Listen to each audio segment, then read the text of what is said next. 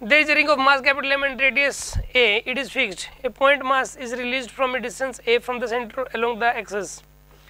From distance a from the center along the axis. Find the velocity of the ball when it reaches to the center of ring.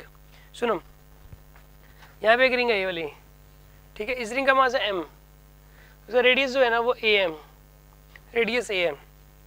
इसके centre से a distance पे एक दूसरा मास रखा हुआ है m का, एक दूसरा मास है m का. बॉल का मास दे रखा है कि नहीं दे रखा, स्मॉल m मान लो. इसका मास है कैपिटल M रिंग का, ये रिंग है, मास कैपिटल M है और ये रेडियस a है और सेंटर से a डिस्टेंस पे m का मास है, रेस्ट में रखा हुआ है. ये रिंग फिक्स्ड है, यहाँ पे रिंग इज फिक्स्ड, ठीक है. ये बताने इसको यहाँ से छोड़ दिया. अट्रैक्शन होगा दोनों के बीच में, अट्रैक्शन हो तो ये मास नज़दीक आएगा.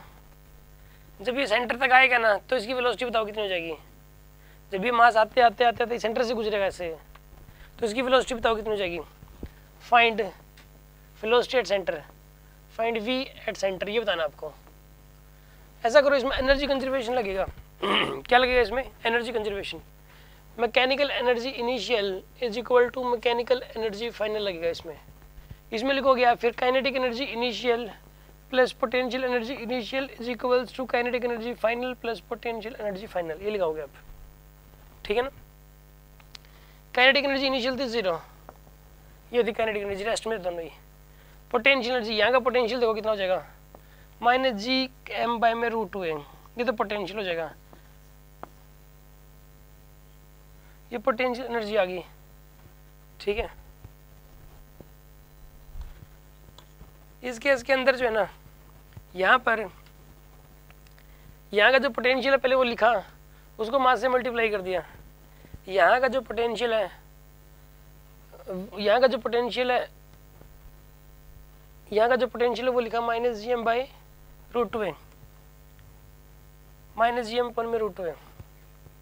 यहाँ का पोटेंशियल लिख लिया पहले मैंने इस जगह का, रिंग की वजह से इतना ही होता है.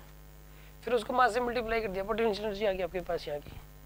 फिर इज इक्वल्स टू, फिर ये मास यहाँ तक आ गया, तो इसकी काइनेटिक एनर्जी आएगी 12mv² प्लस फिर पोटेंशियल एनर्जी आएगी यहाँ पे. यहाँ पर जब ये मास आएगा तो यहाँ का पहले पोटेंशियल चेक करो. यहाँ का पोटेंशियल हो जाएगा -gm/a, रिंग के सेंटर पे इतना ही होता है, मल्टीप्लाई बाय m, ये हो जाएगी पोटेंशियल एनर्जी. फिर यहाँ की तो सोल्व कर लो, v की वैल्यू आ जाएगी आपके पास.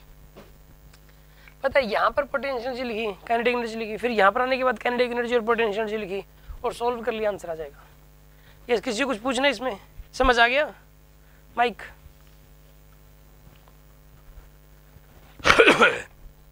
बोलो जी. सर एक बार पोटेंशियल एनर्जी फाइनल रिपीट करना. कैसे है पोटेंशियल एनर्जी? पोटेंशियल एनर्जी क्या होता है? Gravitational potential multiply by mass. तो मैंने पहले ना, जैसे कि इस जगह की ग्रेविटेशनल पोटेंशियल, देखो ये तो फिक्स है, जब एक फिक्स होता है ना और एक मूव कर रहा हूँ तो मैं ऐसे ही निकालते हैं. फिर ये तो फिक्स था, मुझे यहाँ पर ग्रेविटेशनल पोटेंशियल चाहिए थी, तो पहले मैंने इस जगह का ग्रेविटेशनल पोटेंशियल निकाला, इस मास को हटा लिया यहाँ से. रिंग की वजह से यहाँ का ग्रेविटेशनल पोटेंशियल सोचो कितना होता है, -gm/√2a हो जाएगा.